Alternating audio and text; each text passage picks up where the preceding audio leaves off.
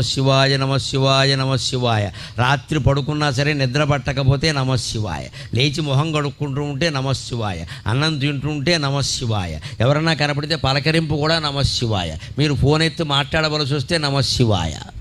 ఇంత ఇదిగా భగవన్నామాన్ని మనం సొంతం చేసుకుంటే అన్ని రకాల పాపాలు కాదు, సకల కర్మలు నశించిపోతాయి. అన్ని కర్మఫలాలు పోయి జ్ఞానం పొంది మోక్షం పొందుతాం. ఎప్పుడూ ఆనందంగా ఉంటాం. భగవన్నామస్మరణ అంత గొప్పది. అలా చేస్తేనే శివుడు కాపాడుతాడు. గమనించండి, ఇలా ఊరికే దండం పెట్టేగానే ఏం కాపాడాను? అలా అయితే అందరినీ కాపాడాలిగా.